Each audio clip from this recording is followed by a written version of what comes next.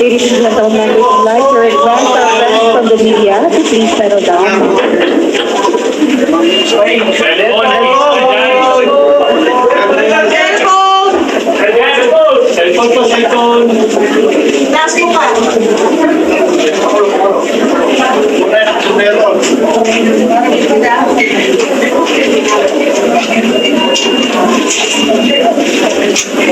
Pero kung ay sa araw mo, kami I will request once again to please settle down. una sir, ulang sa ulan. Ikalpan sa harapan, pababala. Okay.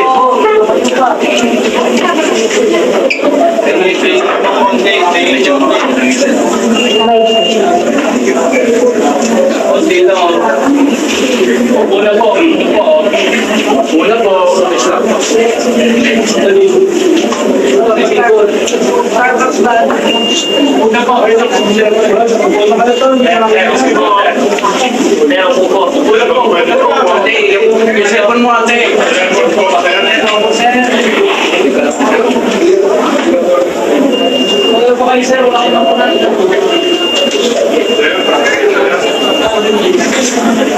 Good morning, everyone. Good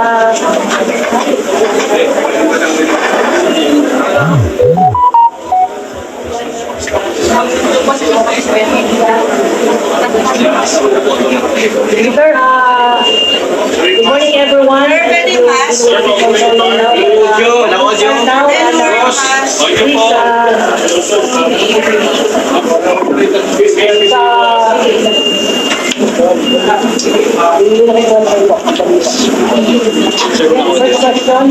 Walang audio. Audio po.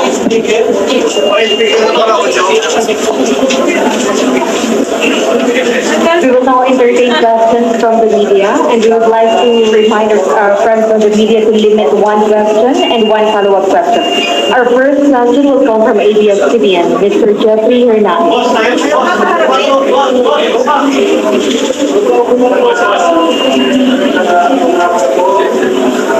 Good morning po, Secretary. Secretary, pakikwento lamang po yung mga nangyari po mula po sa inyong sa Indonesian authorities hanggang sa po tuluyan po na mailipat po sa Philippine authorities po ng Portugal ni Mayor Alice po at maiuwi po siya dito sa Pilipinas. Ayaw ka po to. Magandang umaga sa inyong lahat. Sir, pababala po na sa iyo kung saan. Kahapon, siguro kahapon, no, si Chief ay nasa trabaho. Siguro at 5 ng umaga, gising na ako eh. Dumiretso po ako ng Naga. Tapos dumiretso ako ng Sampo para dito sa mga nabahaan. Mahina.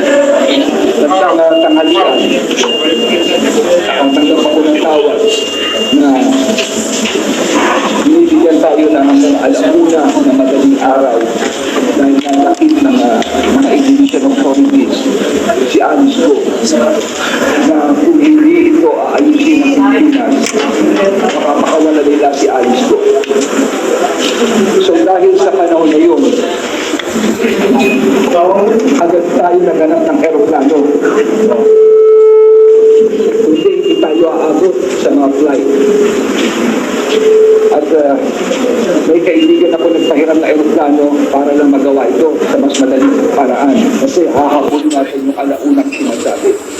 At inuulit ko, nagising ko, wala akong ginastos ang pamahalaan dito. Alas 6, nandito kami. Wala na yung ilalabas. Nag-delay ang flight namin, 11 kami umalis. Halos 4 kalahating oras ang biyahe namin doon. Siguro mga alas 3 ng umaga, nandun na kami. And we had to wake up at 6 o'clock in the morning. At pagkatapos noon, ay pinuntahan na po namin ang Indonesian officials. Ito na ho ang gusto ko sabihin sa ating mga kababayan. Nagpunta kami ron, si Chief Marbil, ako, no? At nauna na po ang NBI at ang NBI doon. Walang kasiguraduhan, inuulit ko, walang kasiguraduhan mauuwi namin si Alice ko. Wala. Kung umuwi kami ngayon na hindi namin siya kasama, malamang pinagpapawalan na kami ngayon. And yet we took the risk. Nagpunta kami ron at ginawa namin ang dapat namin gawin. Kinausap namin ng mga authorities. Siguro halos 1 oras nakipag-usap kami. And ito na po ang nangyari.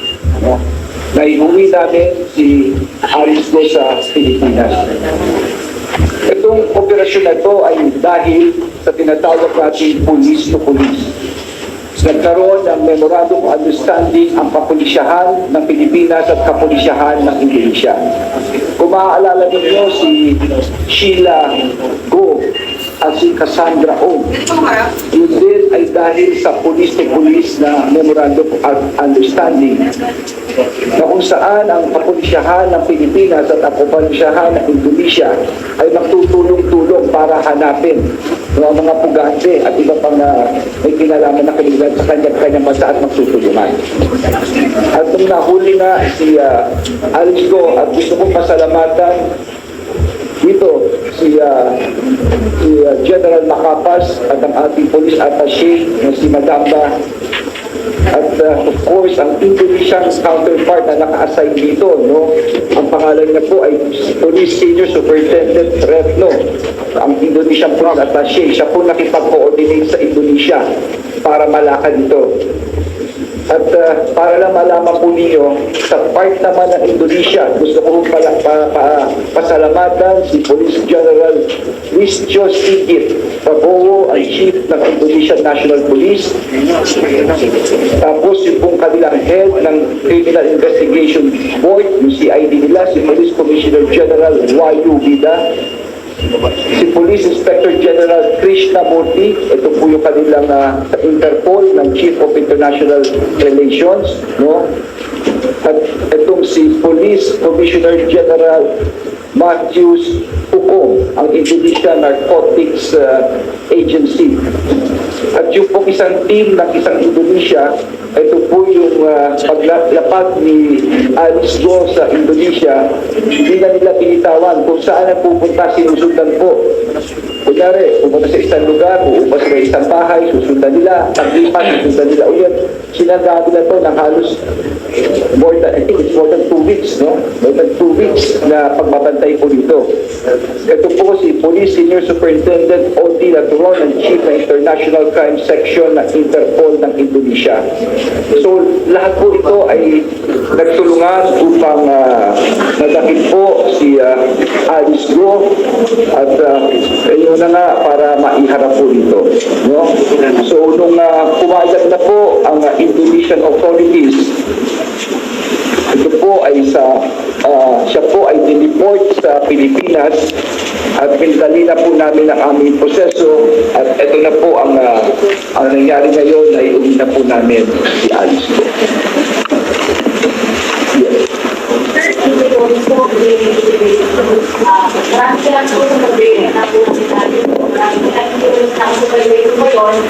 Pero malaki pong tanong and request po para po sa mga kababayan natin, maaari po ba natin iharap si dismissed Bamban Mayor Alice Go?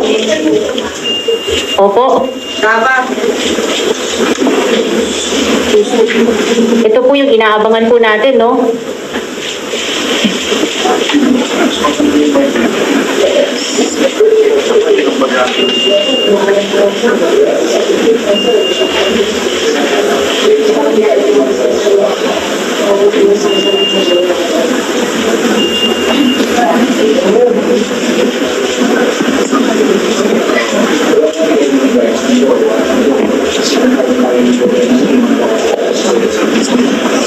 Jakarta, Vicente, Kobe. Hindi siya ma-identify ng ganyan.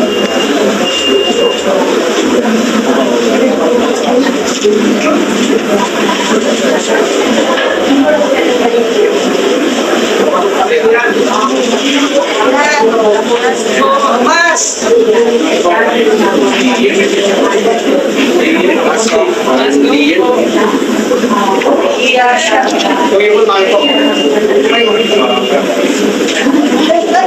Okay, will there be any other questions? Since ikaw na mag-moderate. Thank you very much, sir.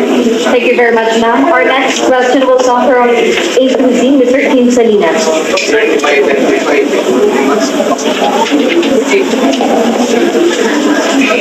Good morning, mga sirs. So, sir, medyo kumakalat yung picture po ninyo with Mayor Alice Go.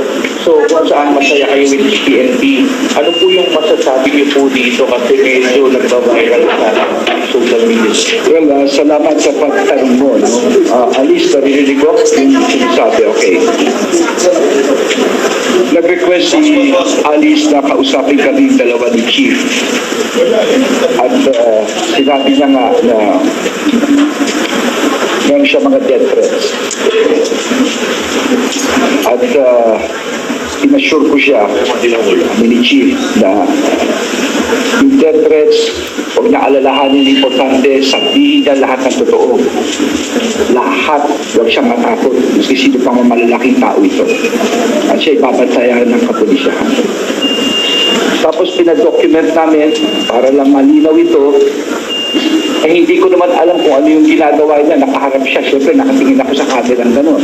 Ang hirap naman nun, hindi ba? So yun po ang nangyari niyan. No? Alice, gusto mo bang sagutin? Ba't ka raw gumano? Yes, guru siya na lang. Tangiyo, ano, bakit para? Yan, pasok! Magandang gaman. Selfie.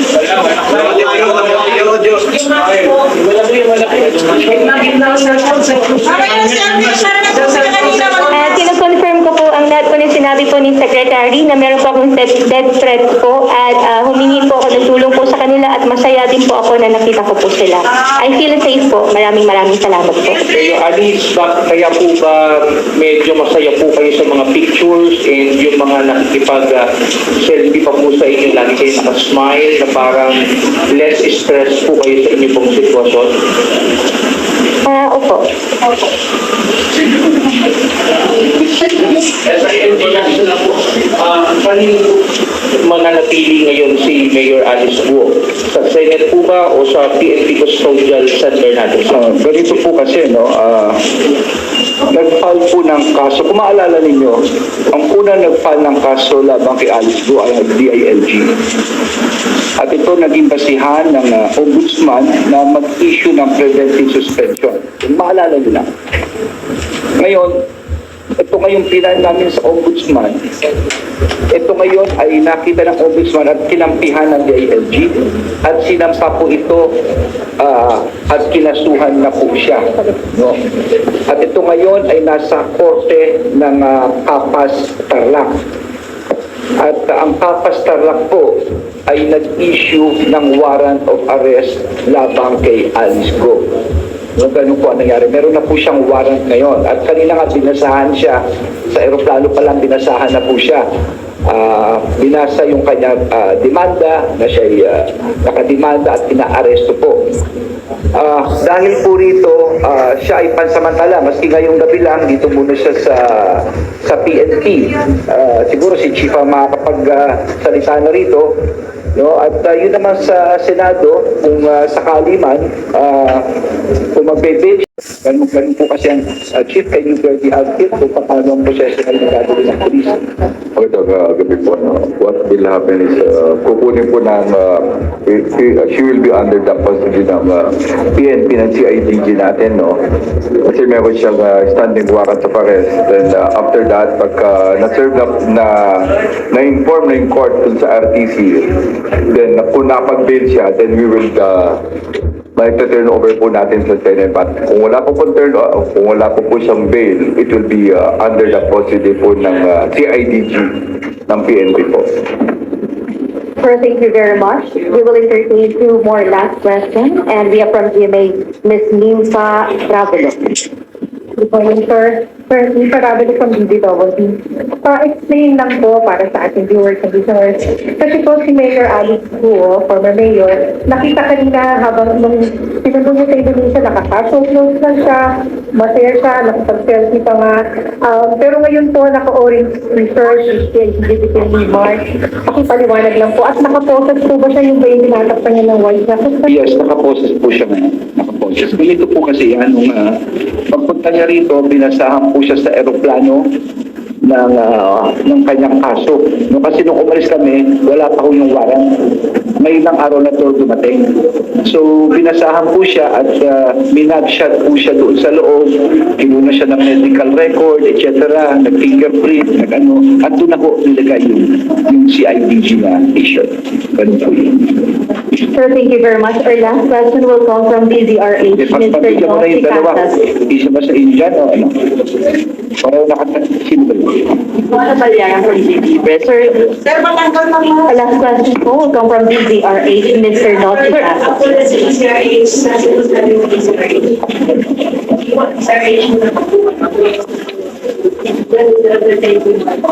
Okay, sir, good morning.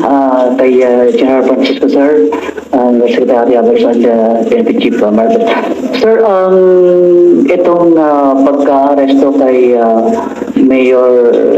former Mayor Alice, meron po ba itong kinalaman din, sir, sa may politika po ba ito na involved rin dito, sir? Ganito lang po yan, ano? Kaya importante sa amin na magpunta sa Indonesia ng Chief. Kamukha na sinabi ko sa inyo kanina, wala kaming kasiguraduhan na kukuha namin siya, inuulit ko. At ang mabigat doon kung babalik kami rito na hindi namin dala si Alice ko. Katakot-takot ng kritisismo yan. Ngayon, bakit namin ginawa ito? Dahil ito yung proseso ng ating batas na dapat makuha siya ng kapulisyahan. We were given a very tight time limit. Imagine, 1:00 ng umaga. Anong oras kami umalis dito?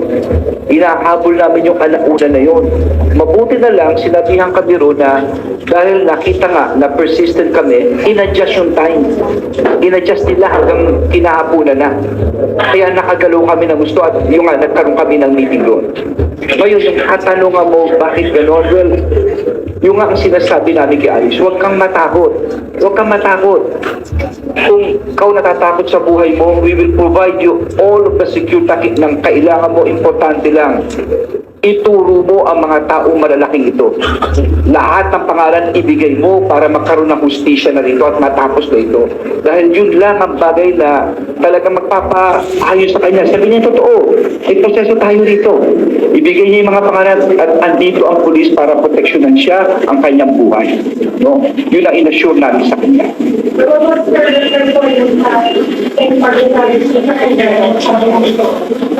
Well, siguro tanongin niyo siya, no? Tanongin niyo siya. Pero parang nakita mo naman dun sa picture niya kanina, parang she felt relieved eh. Alice, can you answer that? Masaya siya.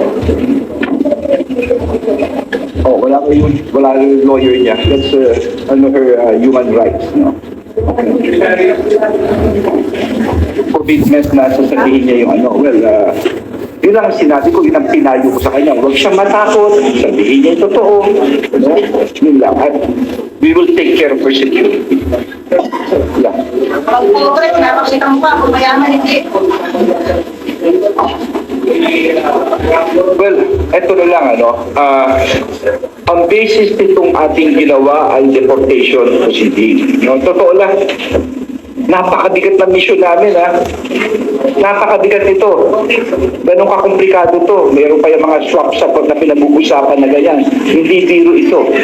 Pero ako'y nagpapasalamat muli sa Indonesian government. And by the way, it is right now the 75 years of Philippines and Indonesia friendship. No, itong taon na ito. Nag-coincide pa. Nandito pa si Santo Papa nasa Indonesia pa ngayon. No? So, ang naging basis nito ay talagang ang deportation lamang. Yun ang pinag-usapan. Okay? Sir, thank you po. Sir, we have one more question from DWIC, Mr. Noel Pelen. Natuloy na po ba kung sino po? Paano po na po ba? At kung meron pa akong nasa likod? Hindi na po namin, kasi masyadong mabilis ang pangyayari. Yung maraming tao kanina, no? At totoo lang, bukod sa kay Chief, sa PNP, ano rin po, ang gusto ko rin pasalamatan, no, ang NBI at ang ating immigration, no. Kamukha na sinabi ko, nagpunta kami ron, namin alam po ang kakatang namin kung kami ay makukuha o hindi. At naging parang masaya lang talaga na nakuha namin. Yun ang pakiramdam kanina na at last mission ng Congress at mabalik namin siya sa Pilipinas. Yun ang pakiramdam ng team kanina. Yes, pwede ko ba kay ex-mayor ko? Kung totoo pong nagpangka sila sa palabas ng Ganun.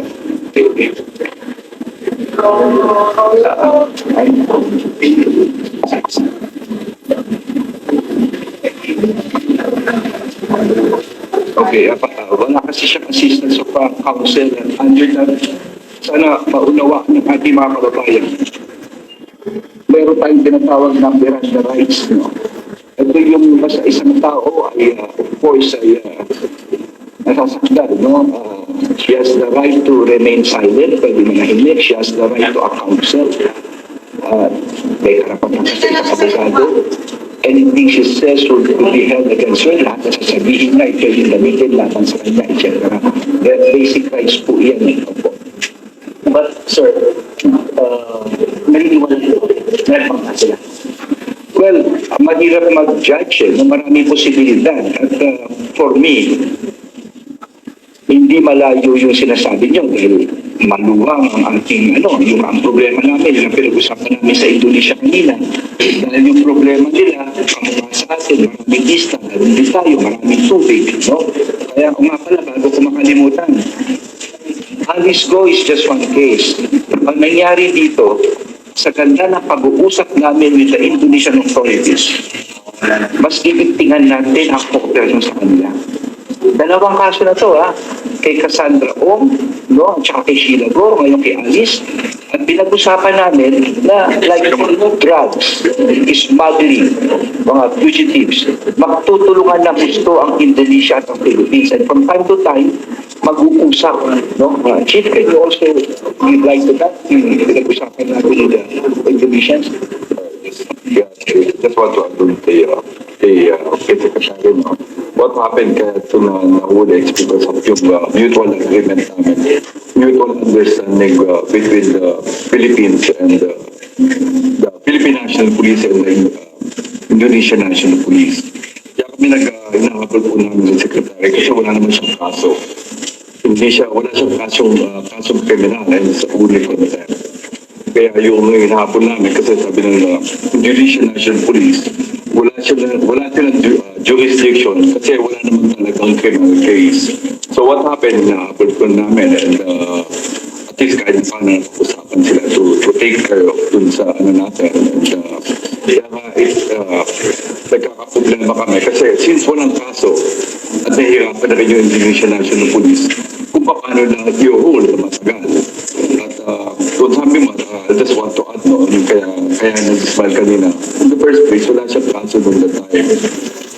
During that time, napalit na kami sa airport, we received yung warrants of arrest kami from the RTC dun sa Tarlac. But the rest is it's more of yung babae, confiding us na kung ano talaga nangyari, kung sino yung mga nagkakaroon siya ng death, yung mga problema niya. And it so happened na nakuha na kami ng picture. Maybe I don't know kung sino kumuha ng picture, but it's more of na talaga. Natutuwa siya talagang iba yung first time na makita yung secretary natin and their feels of unavoidable. And I guess ito po yung nangyari sa atin. So, ito po, it's more of sabi na this cooperation. Ang nangyari po dito, I just want to add, no? Ang nangyari kasi dito, it's coming from nahihirapan yung Indonesian National Police because from Indonesia, she went to Malaysia and Singapore. So, paikot-ikot. And they took, at sabi ko nga, it's really a choice na saan lang talaga nakuha nila. Just they took a risk and so they opened one of the houses and doon sa tago. Kaya yun po yung nangyari sa tama po yung it's really more of a mutual agreement between us. Kaya lang sabi nga ng Indonesian National Police, we have to go there right away because they have no case. We cannot hold them for quite a while, more than 24 hours. So ito po yung nangyari kay dun sa Alice Go. Idadagdag ko lang, no? Lalo na sa mga nakikinig ngayon. Napakahirap na maging pugante ka sa ibang bansa. Tandaan niya. At yun ang pinag-usapan namin sa Indonesia. Bakit? Yung Interpol, yung International Police ng Pilipinas, ng Indonesia, ng Singapore, ng Malaysia, nagsasanib pwersa yan. Kung anong nangyari rito ngayon sa Indonesia at Pilipinas, yan ang mangyayari sa lugar na ito. Talaga magtutulungan. Yung po ang pagkasunod. Sir, thank you very much. We have last one question for this. Secretary, good morning. Lian Ban from Raptor. Sir, do you confirm that the swap was at least on the table? Will it be discussed further?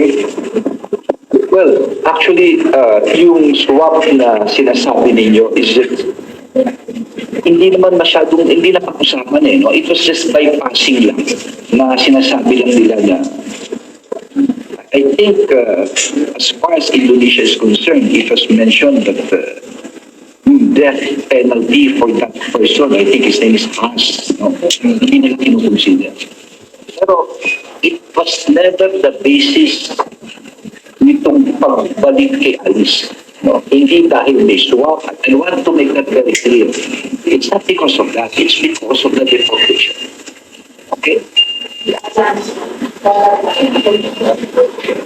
Sir, Joanna Balyaran from GT Press. Sir, so you're saying kanina na you're going to protect Alice. So you're saying po ngayon na there are bigger people or syndicate behind her and she's not the leader of the crimes that she... No, teka muna. Do not put words into my mouth. Simple lang ang sinasabi ko. Sinabi ni Alice, natatakot siya sa buhay niya at kaya siya umalis dito sa bansa. No? Natatakot siya. Siguro, natatakot siya. Sabi namin, matakot, sabihin mo lahat. Puproteksyonan ka ng pulis ang buhay mo. Ganon kasimple lang yun. Okay? Ganon lang kasimple yun. Ang importante, malaman natin ang totoo na nangyari dito. Importante na rin dahil sa ganyang sitwasyon, magkaroon siya ng comfort na huwag siya matakot. Makikipago siya as far as the PNP is concerned. Sir, is she a Chinese spy, sir? I'm not sure. Hindi ko alam. Hindi ko talaga alam kung anong nationality. Maraming salamat po sa ating Okay. mga samahan sa media. Maraming salamat po. Maraming salamat po.